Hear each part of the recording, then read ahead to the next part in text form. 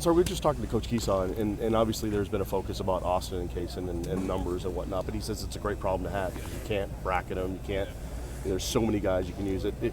How do you feel like the team is really kind of handling that particular, I guess, first world problem instead of a? We don't. It's not a problem to us. It's kind of the world that we're living in. I went for 10 months of people talking to me about who's our third wide receiver. So, we've got a good offensive football team. We move the football very efficiently. We're effective in the red zone. We're very effective on third down. And the reality of it is, it's because of our balance. It's because who you're going to cover, what are you going to stop, and I think that's where we want to be.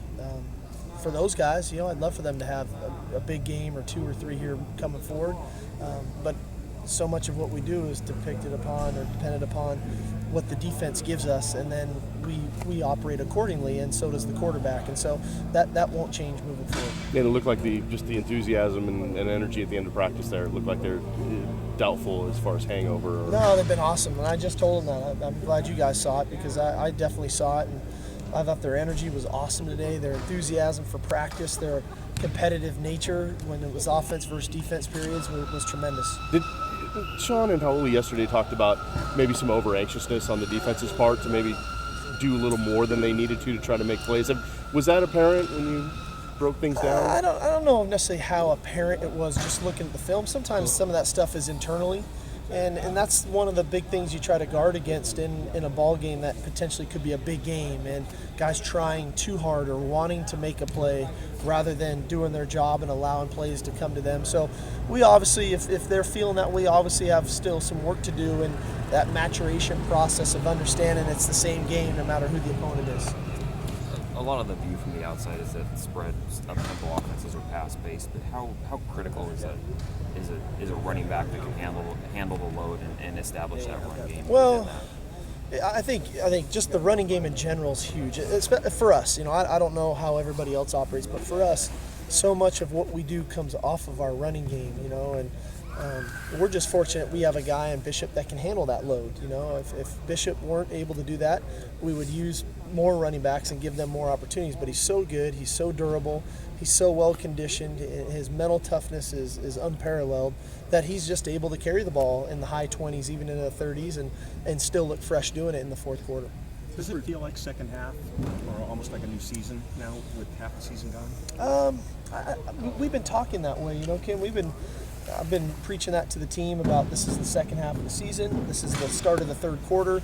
Here comes our first drive out of the locker room, and the first one is Arizona State, and how well we do in the third quarter of ball games and normal games. That to me, we've been preaching it that way. I don't know if it feels it exactly, but we've been preaching it that way because we pride ourselves in our ability to finish and how well we play in the second half, and how well conditioned we are, and we're going to have to rely on all of those things here in the second half of the season. Bishop's routine any different this year? It's just day to day, week to week? I think it's just been the same. From where he was, about a year ago at this time, is really when he started to make the turn of being an elite running back in our eyes. It took a while for everyone else to see that, and he just hasn't changed. You just look at the second half of last season into the first half of this season. I don't know what those numbers add up to, but I'm sure they're pretty impressive. Have you ever seen him not even care? Is there any situation he's kind of getting excited? No, he gets excited when he scores. I think like all running backs, they get pretty excited when they score, and he's just, even when I love Bishop to death. He's not perfect, and even when you get after him for something, whether it's on the field or off the field, he doesn't blink, he just remains the same. He's very calm, he's very focused, and I definitely appreciate that about him. What was the last thing you got after him about? Oh man, I don't know. It might have been class this summer in summer school or something. I don't, but little things. Obviously pass protection and different things, alignment and stuff, and that's the beauty of our program. It doesn't matter if you're the nation's leading rusher or you're a redshirt freshman. We're going to coach you. We're going to coach you hard. And to Bishop's credit, he takes the coaching, and he listens to it, and then he tries to apply what is being coached to him, and that's what makes him a good player. Has it been a focus this week to try to get a little bit more aggressive earlier in the games? I don't know necessarily if it's been a focus. Every game's different. Every game takes on its own personality per se, and I love being aggressive.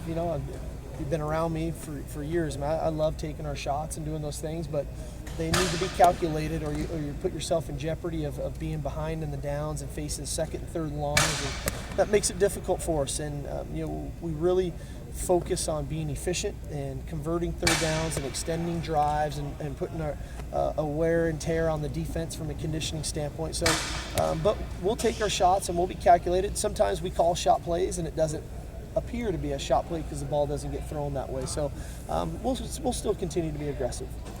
Into the pack. Turn the heat up in here at all?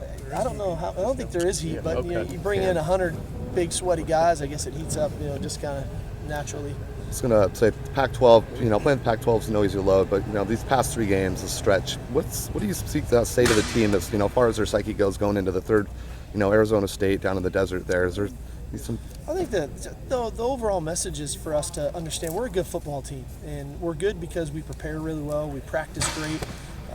We focus on the process and not about what just happened or what might occur down the road. And we've played 2 really good teams the past 2 weeks and gone toe-to-toe with them. Unfortunately, it wasn't good enough to win, but that doesn't mean that we're not a good team. And we're going to need that same type of effort Saturday to put ourselves in position to get a win against a very good Arizona State team. If you scheme anything different or new with a guy like Will Sutton? Well, a little bit. You need to know where he is and the matchups that he has. He's a very good pass rusher. He's excellent in one-on-one scenarios. And Bradford too. Carl Bradford coming off the edge is an excellent rusher as well. So their front's very good. It's probably the strength of that defense, and so we have to have a plan for them. Depending on situations as the game unfolds. And how's your line been this week? They feel good. They look pretty good. Eric obviously is getting a lot more reps, and his conditioning is getting better and better. How does his experience show through in a situation like that, just plugging that off? Well, I thought the experience showed up on Bishop's long run, the 60-yard touchdown run. There was Oregon had sent a blitz through his gap, and he came off his initial block and picked up the blitz that really sprung him for the long run. So a guy with experience can see those things and react to those things a little quicker than maybe an inexperienced player. You mentioned the need to go into this game healthy and fresh after playing 2 pretty physical teams.